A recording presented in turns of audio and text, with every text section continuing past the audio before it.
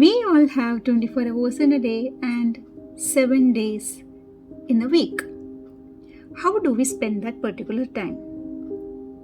If you're a person who is married, have you ever spent time to work on your marriage, to keep your marriage healthy and nourished?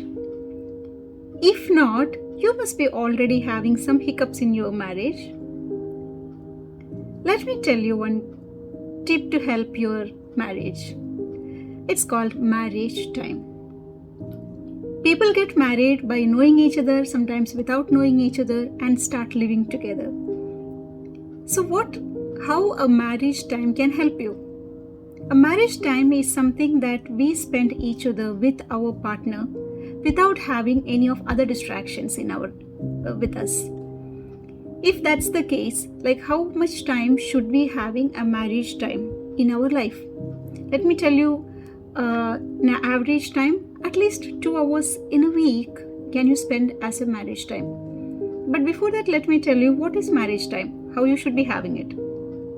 Yes, it's a time that you spend with your partner, and there is a common purpose and there is a common goal behind it that you both should understand first. This time can be used without any distractions. If possible, please avoid any devices that will cause distraction. And then this time should be utilized to communicate each other, to talk to each other, to understand each other better, and to be proactive in our communications. What's the meaning of proactive? Sometimes we are more of reacting in our nature when we talk to somebody.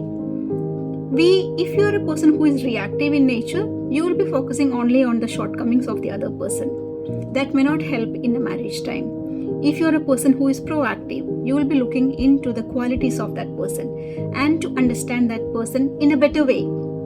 Yes, I do agree that you both are different. Yes, men and women, they are different. But where is the strength?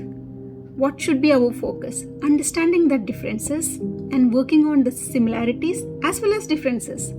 If you can understand the similarities in your needs, it's easy for you to work on that particular direction.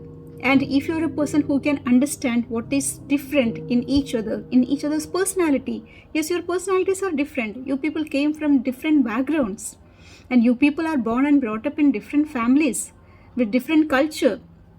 So, of course, the things will be different. Your needs will be different. The way you act will be different. The differences is not a big issue if we are able to understand what's the difference between you people.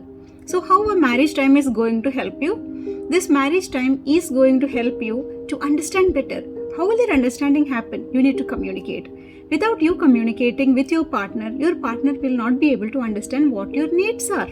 We expect other person to understand without we telling. Let me tell you something, that is not going to work. Let us express. Let us be communicating in a way that the other person understand what my needs are. And you both should be on the same page when you sit together for a marriage time. Be open, and this, let me tell you, if you follow this is going to increase your intimacy level.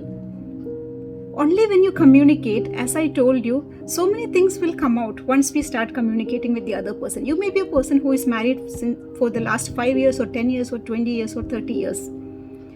How much time do you spend with your partner without having distractions? Let me again and again ask the same question. If you do not have much time, you should be ignoring your relationship. You should be ignoring your marital relationship.